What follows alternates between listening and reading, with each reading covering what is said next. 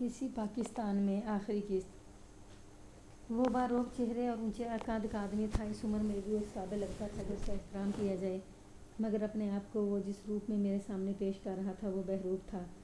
وہ رومانی قسم کا نوجوان بننے کی کوشش کر رہا تھا۔ وہ 55-56 سال کی عمر جتنا بوڑھا نہیں لگتا تھا۔ اس کا پیٹ بڑا ہوا نہیں تھا، اس کے چہرے پر جرحیوں کا کوئی جال نہیں تھا۔ اس کی آنکھوں میں کچھ سفیدی سی آ گئی تھی اور بالوں کی سفیدی بھی شروع ہو گئی تھی، مگر وہ 20-21 سال کا جوان نہیں تھا اور اس کے دل میں پاکستان کی محبت نہیں تھی۔ اس نے میرے ساتھ جو باتیں کیں وہ بیکار تھیں اور مجھے ان سے گھن آ رہی تھی۔ میں نے یہ بھی سوچا کہ اگر میرے چہرے مورے اور سراپا میں کشش نہ ہوتی تو کیا یہ اتنا نیک تھا کہ مجھے ایک مسلمان لڑکی سمجھ کر سکھوں سے بچا لاتا۔ نوکر واپس آ گئے، یہ خبر لائے کہ پل سے گزرنا خطرے سے خالی نہیں۔ پل کے ادھر ادھر سکھ کھڑے ہیں اور پل پر ہندوستانی فوج کے افسر کھڑے ہیں۔ وہ پناہ گزینوں کی تلاشی لیتے ہیں، روپیہ پیسہ اور زیورات رکھ لیتے ہیں۔ جس کنبے کے ساتھ جوان لڑکی ہو اس پورے کنبے کو روک لیتے ہیں۔ وہاں پناہ گزینوں کا ہجوم ہے۔ کوئی اکیلا دھکیلا ادھر ادھر ہو جاتا ہے تو سکھ اسے کھڈوں میں لے جا کر قتل کر دیتے ہیں۔ دریا تیر کر پار کرنا ممکن نظر نہیں آتا تھا۔ پاٹ چوڑا تھا اور موجیں چٹانوں کی طرح اوپر اٹھتی تھیں اور ان کے شور سے دل دہلتا تھا۔ وہاں اگر کشتی ہوتی تو درجن بھر ملاح بھی مل کر کشتی پار نہ لے جا سکتے۔ دوسرا پل دور تھا۔ جاگیردار نے کہا کہ آدھی رات کو اس پل سے گزرنے کی کوشش کریں گے۔ ہم ایک اور جگہ جا بیٹھے جو نشیب تھا۔ سکھوں کا خطرہ ہر لمحہ موجود تھا۔ ہمارے آگے بھی موت تھی، پیچھے بھی موت۔ پاکستان ایک ایسا تصور اور ایسا خواب تھا جو تاریکی میں امید کی بڑی ہی دل فریب کرن کی طرح نظر آتا تھا، مگر یہ خیال آتا تھا کہ جاگیردار مجھے اپنی بیوی بنانے کے لیے ساتھ لے جا رہا ہے تو پاکستان جہنم کی طرح نظر آنے لگتا تھا۔ ماں میرے پاس آ بیٹھی تو اس نے بھی جاگیردار کی تعریفیں شروع کر دیں۔ مجھے بتانے لگی کہ وہ کتنے ہزار روپیہ پہلے ہی پاکستان پہنچا چکا ہے اور اس کی کتنی جاگیر پاکستان میں ہے۔ میرے دل میں آئی کہ ماں کو اٹھا کر دریا میں پھینک دوں۔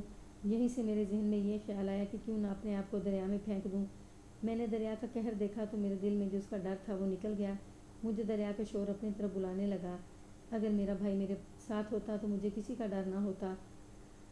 وہ ضرورت محسوس کرتا تو جاگیردار کو دریا میں پھینک دیتا۔ اب تو اپنا باپ اور اپنی ماں بھی دشمن تھی۔ بھائی ایسا یاد آیا کہ زندہ رہنے کی اگر ذرا سی تمنا رہ گئی تھی تو وہ بھی دل سے نکل گئی۔ اسی ذہنی حالت میں نے آسمان کی طرف دیکھا۔ مغرب کی طرف سے مجھے بادلوں کے سیاہ ٹکڑے نظر آئے۔ ان میں سے ایک نے سورج کو اپنے پیچھے چھپا رکھا تھا۔ اس کے عقب سے سورج کی کرنیں آسمان پر پھیل رہی تھیں۔ یہ بادل اور کرنیں مجھے امید کے ستارے کی طرح نظر آئیں۔ مجھے وہ وقت یاد ہے، میں خدا کو حاضر ناظر جان کر کہتی ہوں کہ اس بادل کے ٹکڑے کو دیکھ کر مجھے یقین کی حد تک محسوس ہوا جیسے خداوند تعالیٰ نے مجھے پیغام دیا ہے کہ تمہاری نجات اسی دریا میں ہے۔ بادل کا یہ ٹکڑا سورج کو اپنے پیچھے چھپائے افق کی طرح اترتا گیا۔ میں ٹہلتے ٹہلتے دریا کے قریب ہو گئی۔ جاگیردار اور دوسرے لوگ الگ بیٹھے ہوئے تھے۔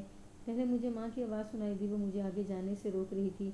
میں نے گھوم کر دیکھا، رک گئی۔ بادلوں کی وجہ سے شام جلدی تاریک ہو گئی۔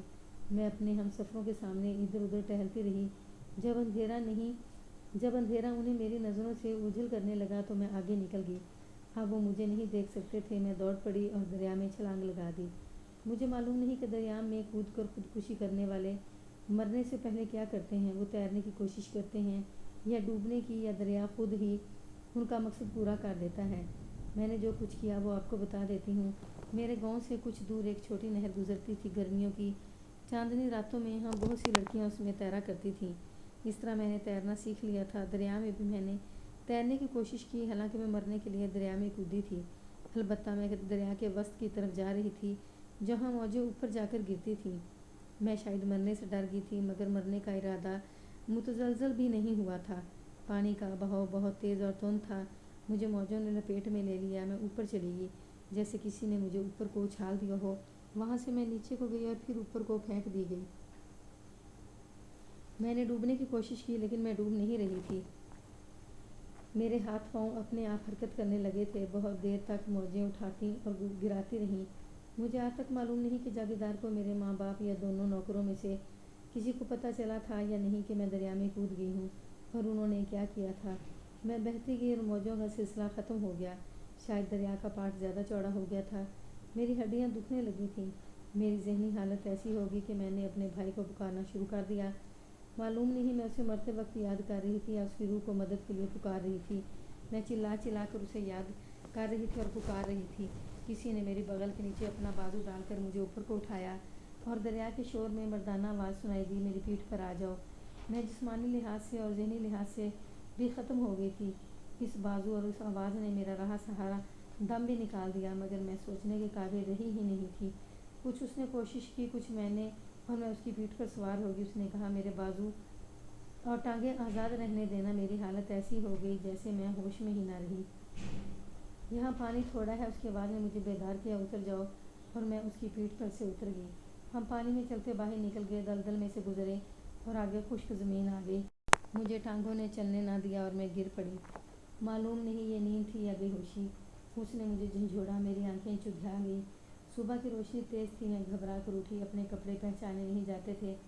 اسے دیکھا، وہ جوان آدمی تھا، مجھ سے 8-10 سال بڑا ہوگا، تندرست اور توانا تھا۔ مجھ سے پوچھا، پناہ گزین ہو، مسلمان ہو نا؟ میں نے جواب دیا کہ مسلمان نہ ہوتی تو میں دریا میں نہ ہوتی۔ اس نے کہا، دریا میں تمہاری آواز سن کر ہی میں سمجھ گیا تھا کہ تم کون ہو۔ حیران ہونے کی کوئی وجہ نہیں تھی، میں بھی پناہ گزین ہوں۔ آج رات اس دریا نے معلوم نہیں کتنے 100 یا کتنے ہزار مسلمانوں کو پناہ میں لے لیا ہوگا۔ پلوں سے گزرنے والوں میں سے شاید ہی کوئی اس طرف آئے ہوں۔ اس نے بتایا کہ ہم خطرے سے باہر آ گئے ہیں، پاکستان ابھی کچھ دور ہی تھا۔ کھانے کو کچھ بھی نہیں تھا، بھوک کا احساس تو نہیں تھا، مگر خوراک نہ ملنے سے جسم میں جان نہیں رہی تھی۔ اس نے کہا، آؤ چلیں ورنہ جسم اکڑ جائیں گے۔ ہم قدم گھسیٹنے لگے۔ اس نے پوچھا کہ میں کون سے گاؤں سے آئی ہوں۔ میں نے صرف گاؤں نہیں بتایا، ساری کہانی سنا ڈالی۔ یہی کہانی جو آپ کو سنائی ہے، پوری کہانی سنانے سے یہ فائدہ ہوا کہ 2.5-3 میل فاصلہ طے ہو گیا۔ اس نے اپنے متعلق بتایا کہ وہ پاکستان میں ایک ہندو کے ساتھ کام کرتا تھا، مشرقی پنجاب کے گاؤں کا رہنے والا تھا۔ اتفاق سے اس کے اپنے والدین اور بہن بھائی اس کے ساتھ پاکستان میں تھے اور سسرال والے مشرقی پنجاب میں۔ اس کی بیوی اور بچی، جس کی عمر 3-4 ماہ کی، گاؤں میں تھی، شادی کو بھی 3 سال ہوئے تھے۔ وہ انہیں لینے آیا تھا، مگر وہاں اسے جلی ہوئی لاشیں ملیں۔ وہ الٹے پاؤں بھاگا، مگر سکھوں نے تمام راستے بند کر رکھے تھے۔ وہ بہت خوف زدہ بھی تھا۔ دریا کے پل پر آیا تو یہاں بھی موت تھی۔ وہ جوان آدمی تھا۔ رات کو اس نے تیر کر دریا پار کرنے کا ارادہ کیا اور دریا میں اتر گیا۔ دریا میں اسے میں مل گئی۔ یہ روح کی قوت تھی جس نے ہمیں پاکستان پہنچا دیا، ورنہ قدم اٹھانا بھی محال تھا۔ میں نے سرحد پر پاکستان کا جھنڈا دیکھا تو میرے آنسو، جو میں سمجھتی تھی کہ خشک ہو گئے ہیں، جانے کہاں سے پھوٹ آئے۔ میری ہچکی باندھ گئی اور میں زمین پر بیٹھ گئی، اپنے اوپر قابو نہ رہا۔ چاند تارے والے اس جھنڈے میں مجھے اپنا بھائی دکھائی دے رہا تھا۔ سبز رنگ میں مجھے سفید چاند، مجھے اپنے بھائی کی مسکراہٹ معلوم ہوتا تھا۔ مجھے اپنے والد صاحب اور ماں بالکل یاد نہیں آئے۔ وہاں رونے والی میں اکیلی نہیں تھی، وہاں سب رو رہے تھے، عورتیں بین کر رہی تھیں، بچے بلبلا رہے تھے، وہاں لاشیں تھیں، زخمی تھے، دہشت کے مارے ہوئے لوگ تھے، وہاں ایسے بھی تھے جو پاک صاف زمین پر قدم رکھتے ہی سجدہ ریز ہو جاتے تھے، اور ایسے بھی تھے جو گرتے تھے پھر اٹھتے نہیں تھے۔ مجھے روتے ہوئے کسی نے بھی نہیں دیکھا ہوگا۔ اس نے مجھے اٹھایا اور میرا حوصلہ بڑھانے کے لیے بہت کچھ کہا۔ پھر مجھ سے پوچھا کہ میں ریفیوجی کیمپ میں جانا چاہوں گی یا اس کے ساتھ چلوں گی۔ میں اسے بتا چکی تھی کہ میں اپنے رشتہ داروں اور اپنے بوڑھے منگیتر سے بھاگنے کے لیے خودکشی کی کوشش کی تھی۔ اب میں ان کے ہاتھ نہیں آنا چاہتی تھی۔ وہ مجھے اسی روز لاہور سے لے گیا۔ اس نے اپنے گھر جا کر اپنے سسرال، بیوی اور بچی کے متعلق بتایا کہ ان میں سے کوئی بھی زندہ نہیں تو گھر میں کوہرام برپا ہو گیا۔ اس کے بعد اس نے اپنے ماں باپ سے میرا تعارف کرایا اور انہوں نے مجھے یہ رسمی طور پر یا وقتی جذبات کے تحت نہیں بلکہ دلی طور پر اپنے گھر کا فرد بنا لیا۔ یہ کنبہ کرائے کے مکان میں رہتا تھا جس کا مالک ہندو تھا۔ وہ ہندوستان چلا گیا تھا۔ جس ہندو کے ساتھ یہ آدمی کام کرتا تھا، اس نے کاروبار اسی کو سونپ دیا اور ہندوستان چلا گیا۔ 6-7 ماہ بعد اس کی ایک بہن نے مجھ سے پوچھا کہ میں اپنے بھائی کے ساتھ شادی کرنا پسند کروں گی۔ ناپسند کرنے کی کوئی وجہ نہیں تھی۔ میں نے رضامندی کا اظہار کیا، لیکن اس آدمی نے مجھے کہا کہ میں صرف اس لیے اسے قبول نہ کروں کہ اس نے مجھے دریا سے نکالا، اپنی حفاظت میں پاکستان لایا اور اسے پناہ دی ہے۔ اس نے کہا کہ اگر میں سوچ سمجھ کر اور دیکھ بھال کر شادی کرنا چاہتی ہوں تو اس کا بندوبست وہ اور اس کے والدین کر دیں گے۔ میں نے اسے یقین دلایا کہ میں اسے دل کی گہرائیوں سے قبول کر رہی ہوں۔ پوری سادگی اور خاموشی سے ہماری شادی ہو گئی۔ وہ جاگیردار سے ڈرتا تھا۔ میں نے اسے بتایا تھا کہ وہ اثر و رسوخ والا آدمی ہے۔ میں نے یہ کہہ کر اس کا ڈر دور کیا کہ میں اس کی کچھ نہیں لگتی، بالغ ہوں اور مجھے باہر تو نہیں گھومنا پھرنا تھا، میں پردے میں رہتی اور باہر برقعے میں نکلتی تھی۔ یہ خیال بھی تھا کہ جاگیردار اور میرے والدین کہیں دیہاتی علاقے میں ہوں گے۔ یہ تو یقین سے کہا ہی نہیں جا سکتا تھا کہ وہ پاکستان میں آ گئے ہیں، ممکن تھا کہ وہیں مارے گئے ہوں۔ بہرحال مجھے ان سے کسی کا کوئی غم نہیں تھا، صرف بھائی یاد آتا تھا۔ عورت جب اپنے گھر میں آباد ہو جاتی ہے تو اس کے ذہن سے میکا اترنے لگتا ہے۔ خامد اچھا مل جائے تو عورت اپنے ماضی کو اس کی محبت میں دفن کر دیتی ہے۔ میں نے بھی ایسا ہی کیا۔ میری ساس اور سسر نے مجھے ماں اور باپ کا خلا پر کر دیا اور خامد ایسا ملا جیسے میں خدا ذوالجلال کا انعام کہا کرتی ہوں۔ ہمیں آباد کاری میں کوئی مشکل پیش نہ آئی۔ ہندو کے مکان میں رہتے تھے وہی اپنا ہو گیا، چلتا کاروبار مل گیا اور دن گزرنے لگے۔ پہلا بچہ جو آج میری کہانی لکھ رہا ہے پیدا ہوا تو میری جذباتی دنیا ہی بدل گئی۔ ننھے سے کھلونے نے میرے بھائی کی یاد کی تلخی کم کر دی۔ 3 سال بعد اس کا چھوٹا بھائی پیدا ہوا، پھر 20 سال گزر گئے۔ میری عمر 40 سال سے اوپر ہو گئی تھی۔ میرا خامد 50 سال کے قریب پہنچ گیا تھا۔ میرا پہلا بچہ میرے بھائی کی طرح جوان ہو گیا تھا۔ اس عرصے میں مجھ تک اپنے ماں باپ کی کوئی خبر نہ پہنچی۔ 2 سال پہلے میں نے برقع اتار دیا تھا۔ ایک روز آج سے 10 سال پہلے میں اپنے خامد کے ساتھ فٹ پاتھ پر ٹیکسی کے انتظار میں کھڑی تھی۔ اس شہر میں ٹریفک کا رش نہیں ہوتا تھا۔ ایک کار ہمارے قریب سے گزری اور آگے جا کر رک گئی۔ وہاں سے پیچھے آئی کار والا باہر نکلا اور مجھے غور سے دیکھتا حیران سا ہو کر میری طرف آہستہ آہستہ آنے لگا۔ میں نے اسے دیکھا، وہ کوئی معزز آدمی تھا۔ بال سفید ہو رہے تھے، چہرہ بہت اچھا تھا۔ مجھے پہلے تو چکر سا آیا، پھر میرے منہ سے اپنے بھائی کا نام اس طرح نکلا جیسے میں نے چیخ ماری ہو۔ میں اس سے لپٹ گئی، وہ میرا بھائی تھا۔ ہم دونوں نے ایک دوسرے پر سوالوں کا می برسا دیا۔ اسے اپنے خامد سے ملایا اور اپنے گھر لے گئی۔ میری خوشی کا اندازہ وہی بہن کر سکتی ہے جس کا بھائی قبر سے اٹھ کر اسے مل گیا ہو۔ میں نے اسے اس کے غائب ہونے سے لے کر اس ملاقات تک کی کہانی سنا دی۔ اس نے اپنے متعلق بتایا کہ اسے ایک جلوس میں سے گرفتار کیا گیا تھا، لیکن اس کا جرم سنگین تھا۔ اس نے ایک ہندو تھانے دار کو بری طرح زخمی کر دیا تھا۔ اسے 5 سال سزائے قید دی گئی تھی۔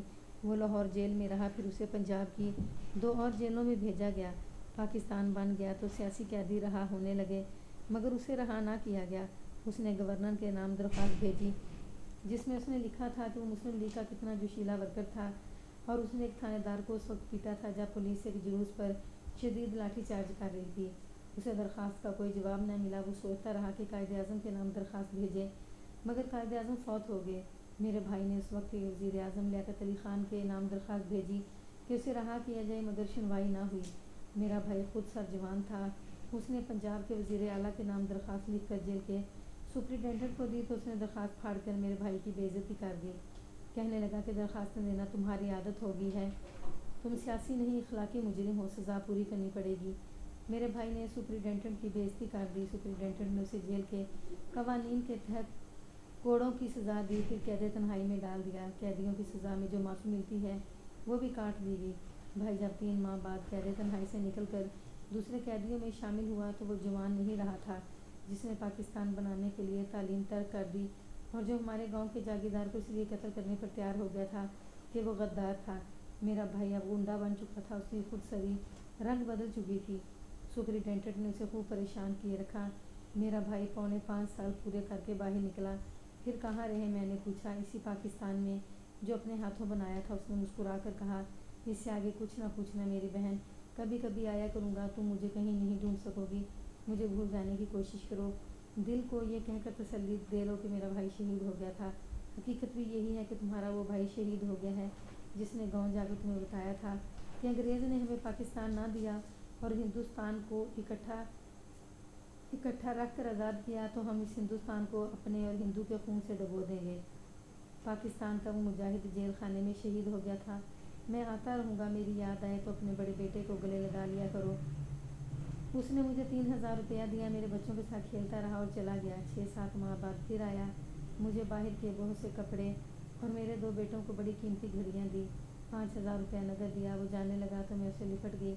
میں بہت روئی۔ میرے بچوں نے اسے روکا، پوچھا کہ وہ کہاں رہتا ہے۔ اس نے جواب دیا اسی پاکستان میں، اور وہ اپنا اتا پتہ بتائے بغیر چلا گیا۔ پھر وہ پورے 1 سال بعد آیا، قیمتی تحفے اور بہت کچھ لایا۔ اس نے مجھے 5000 روپیہ دیا۔ میں نے نوٹوں کا بنڈل غصے سے اس کے قدموں میں پھینک کر کہا، مجھے تمہاری ضرورت ہے، پیسوں کی نہیں۔ مجھے بتاؤ کہاں رہتے ہو، کیا کرتے ہو، شادی کی ہے یا نہیں۔ اس نے نوٹ اٹھا کر میرے آگے رکھے، مجھے اٹھا کر میرے گلے لگا اور کچھ کہے بغیر چلا گیا۔ 9 سال گزر گئے ہیں، وہ نہیں آیا اور میں اسے ڈھونڈ رہی ہوں، اسی پاکستان میں۔